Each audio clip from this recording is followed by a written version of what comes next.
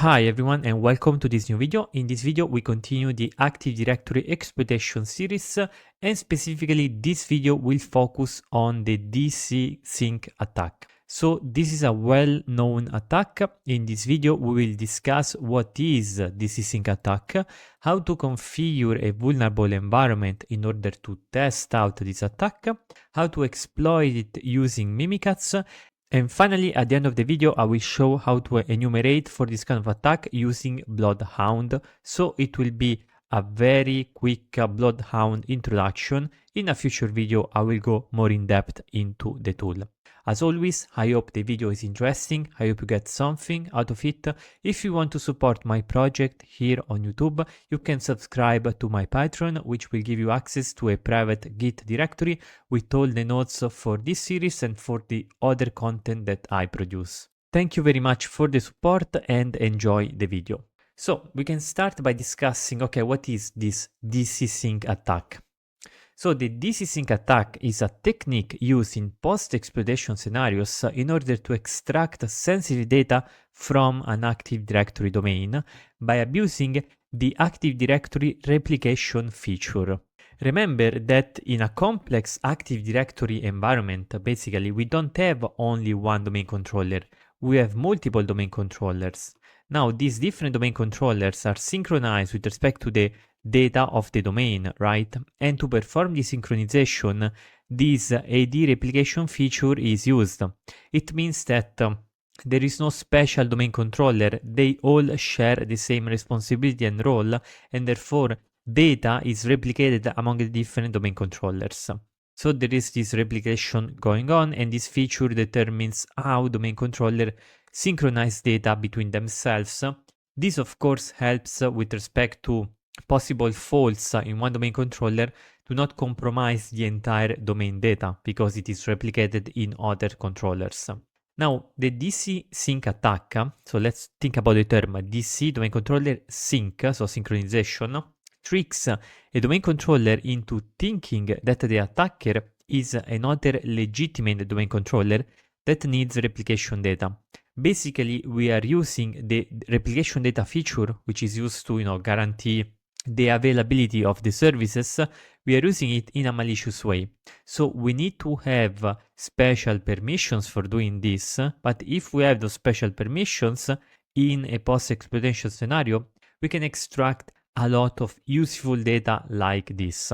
So the replication data pulled with this attack includes also, for example, the NTLM password hash for the Kerberos account. Now, why can this be extremely useful? Well, in the previous video of the series, we saw forging attacks on Kerberos, and specifically we saw the golden ticket attack, right? In which basically we are creating a custom TGT with the hash of the Kerberos account, of a KRB TGT account. So basically, if we do this DCSync attack, we can also do the golden ticket attack for maintaining persistence within the domain. So this is an extremely interesting chain to think about. We also get Kerberos keys, we get password history, we get a bunch of extremely useful data. And of course, this means that with DCSync, we can also use the golden ticket attack to establish persistence, and I showcased this in the previous video. If you're interested, go and check that out. And so that's the idea for the DCSync attack. Conceptually, it's very simple. There are legitimate domain controllers, DC01, DC02, and they exchange data. We're gonna be an attacker and we're gonna pretend to be a domain controller, and we're gonna extrapolate useful data like this. So pretty simple conceptually. So let's see how we can configure a user with the DCSync privileges. Because of course, this attack is not meant as an entry point attack over the domain. This attack is more for post-exploitation to establish persistence, to extract even more data of interest, to do pivoting. You can think of this like once you have a certain access to the domain, then you can perform this attack. So, as a prerequisite of the attacker needs to have compromised either a domain admin or a general account with the following permissions: replicating directory changes and replicating directory changes all. These permissions are of course granted to domain admins, but they can also be granted to normal users depending on the Active Directory configuration, on the domain configuration. For example, in our setup here I have the domain controller, right? I'm gonna just log in as administrator. Here I have the domain controller, and in this domain controller, we had a bunch of users. And in particular, we have the user Leo, right? If I do net user Leo, we see that this user is a domain user, so it is a user of the domain. So let's grant to this particular user the privileges required to perform DCSync. So how can we do that? Well, we can open here, essentially, the README. We can use this guide. So we're going to go into the Active Directory users and computers. This is of course done with permissions. You need to be an administrator, but we are configuring a vulnerable environment. As an attacker, we cannot configure that, but we will just abuse the existing privileges. So we go into this Active Directory users and computers. We click on the xdump.lab domain. We click on properties. Then we go on security, on the security tab. Here we have to add a new entry, add, and we're gonna search for the Leo user, check names, leo at exam.lab. So this is the new object that we want to give permissions to, which is gonna be our user. And then we select on this Leo, and we go down here, the permissions for Leo, and we select pretty much the following three. Replicating directory changes, replicating directory changes all, and directory changes in filter set. The all is the most powerful one, of course. So we apply these three privileges, we do apply, we do OK, and basically now we have these privileges. So once we apply these privileges, we can skip, we can go to the other machine, which is the simple workstation machine, which is also adjoined to the domain. We're gonna log in as the user Leo, so as a normal user. So it's gonna ask for a new password. I'm gonna put a new password. So it's gonna be super simple anyways. So your password has been changed, whatever. So once we have those privileges for performing DCSync, how can we actually use them? How can we actually exploit them? Well, we can do that with Mimikatz, our favorite tool. So let's open a shell here in this workstation, and we're gonna be logged in as user Leo, of course. And we're gonna go into the desktop, and here I have the Mimikatz trunk. Perfect, and here I have my x64 for the architecture, and here I have the executable Mimikatz. So the exploitation is gonna be incredible easy, because here I showed the code to download the Mimikatz executable and to expand the archive, so nothing too interesting if you have already downloaded it. If you haven't, you can just follow these commands. And then basically this is the command of interest. We're gonna say lsa dump, DCSync, the name of the domain, and the user over which we want to dump the NTLM hash. In this case, of course, the Kerberos user is a really high valuable target. Why? Because once we have the NTLM hash for the Kerberos users, we can perform golden ticket attacks as previously shown. So what can we do? Well, we can just go and execute Mimikatz. So let's just run Mimikatz here, Mimikatz exe, and we're gonna say lsa dump DCSync like this. And notice what do we get? We get the NTLM hash of the Kerberos account. Why were we able to do this? We were able to do this because we use the specific permissions that the user Leo has in order to replicate Active Directory data. And in this replication, the domain controllers exchange also the NTLM hashes of the various users, including the Kerberos TGT user.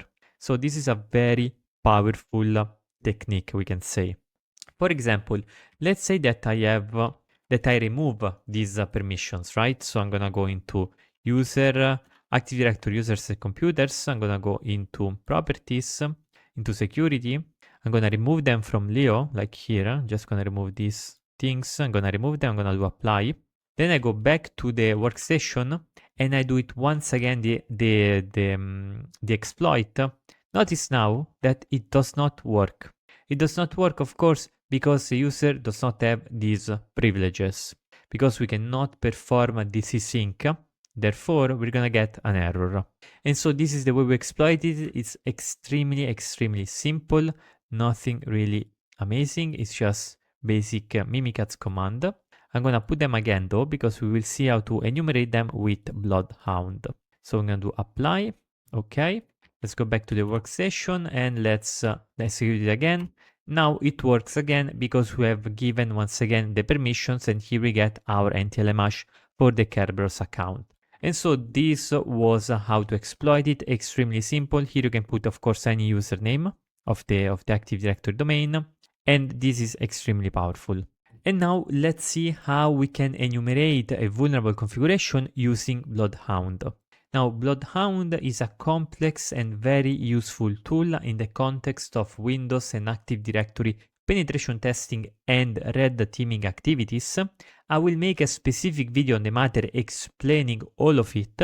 In this video, I just want to give a quick introduction. So how can we work with Bloodhound in a very simple way? So first things first, we're gonna set up a Python environment. I like to do it with venv. It's pretty simple. Just venv, and then we're gonna activate the virtual environment, and then we're gonna install the Bloodhound dependency.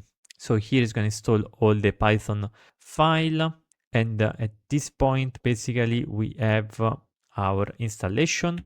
Perfect. Now, at this point, the Bloodhound has pretty much two components. So when you think of Bloodhound, think of these two things. One are the harvesters. Harvesting.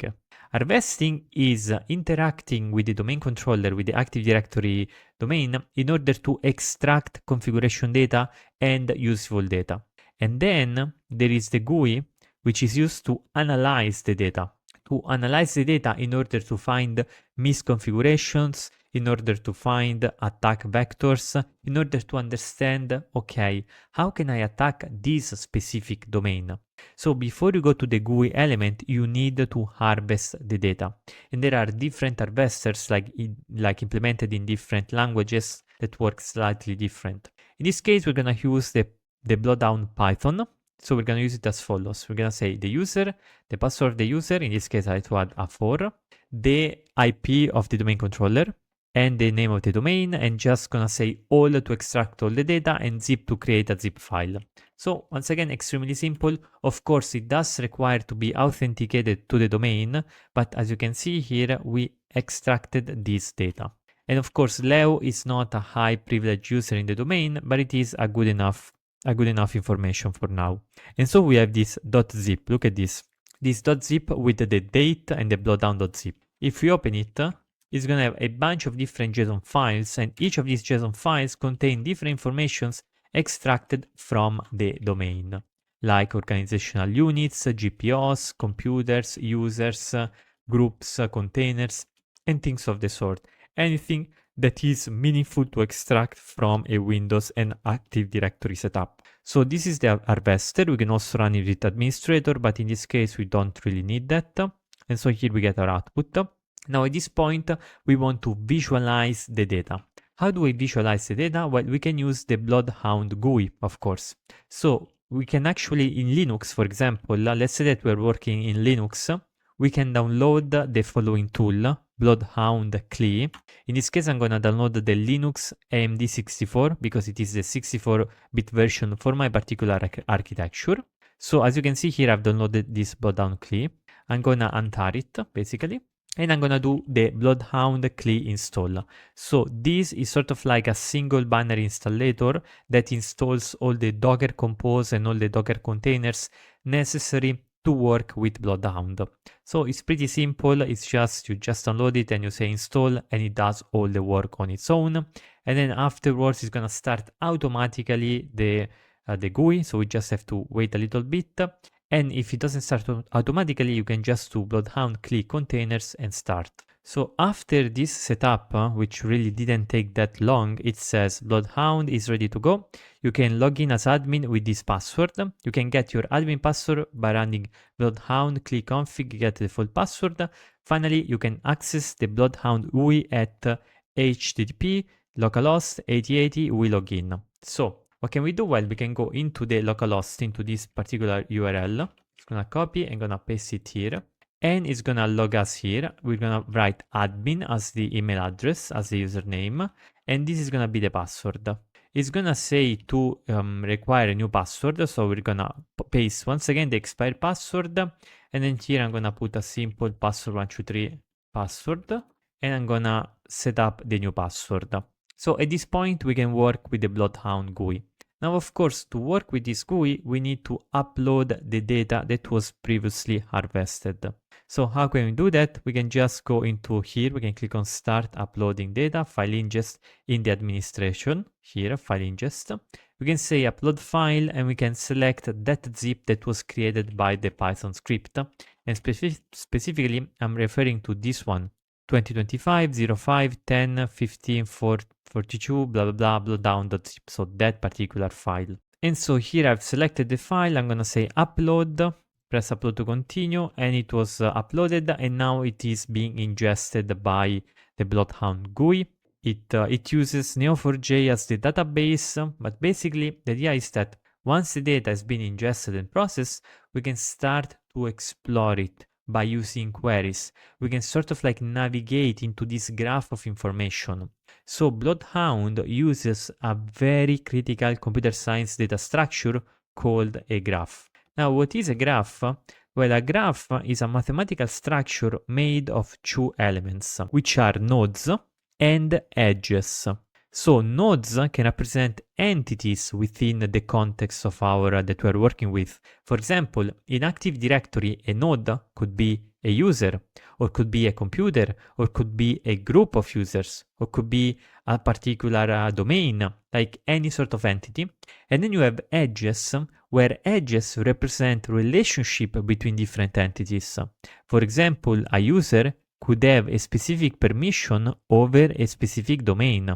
And so by analyzing this sort of like information that is displayed and characterized in a graph, we can extract a lot of useful data over how to attack the Active Directory domain. Now, as I said, I'm gonna make a full video on Bloodhound explaining how it works with some more practical examples. In this video, I want to go pretty fast because I'm just interested in the DCSync part. So here in search, in Cypher here, there are a bunch of queries that were already sort of like pre-configured by Bloodhound. And in particular here in the section Dangerous Privileges, we can find principals with DCSync privileges. So if we click on this, what's gonna happen is that we're gonna see this small graph made of these three nodes that are connected by this single node here. So it's sort of like we have three nodes here, we have a single node here, and there's this connection. So what does this represent? Well, these three things, they are groups. So they are groups of users and with specific members.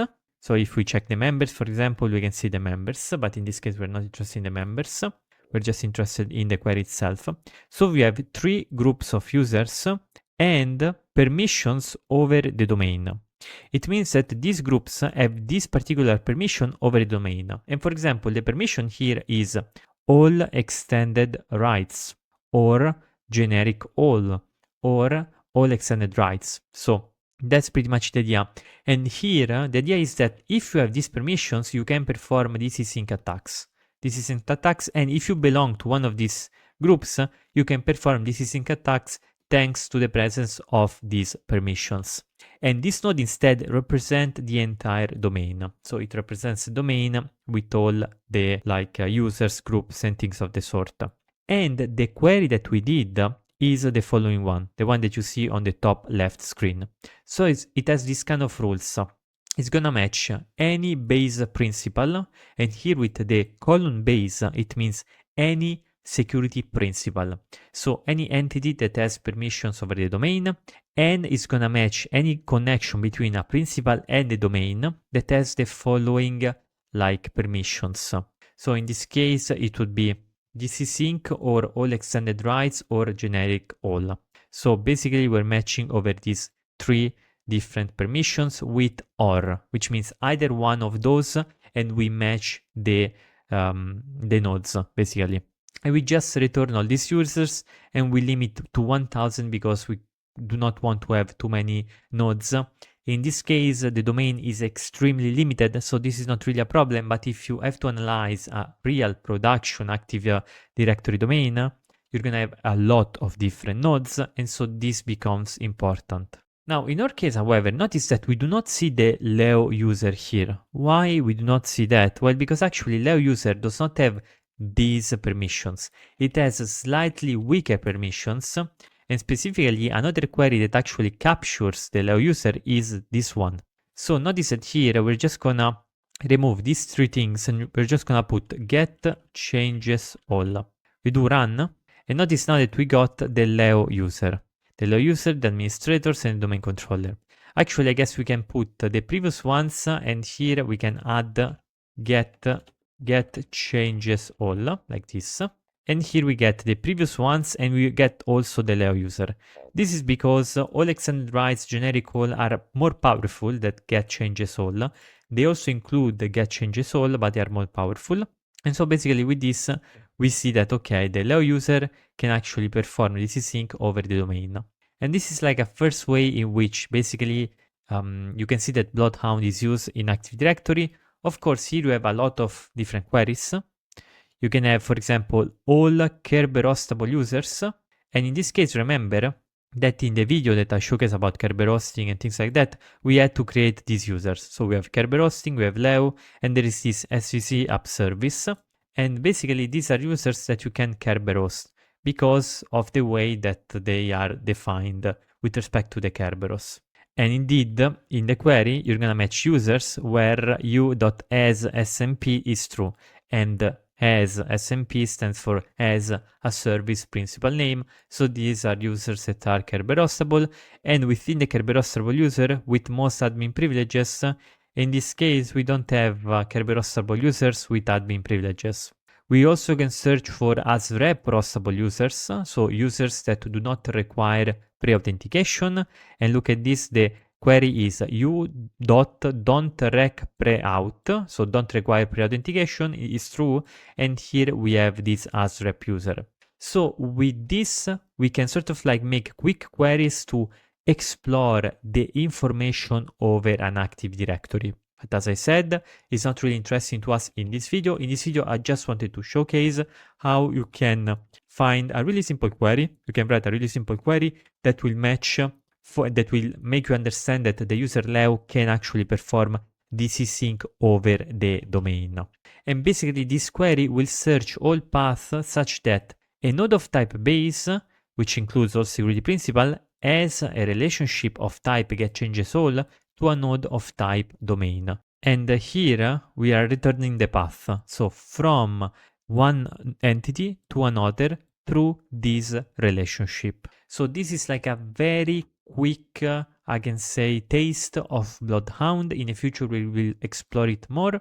And we are done. This is it for this video. In this video, we showcase the DCSync attack, how to configure a vulnerable environment, how to exploit it with Mimikatz, and how to perform enumeration with Bloodhound. In a future video, we will explore more Bloodhound and other attacks to Active Directory.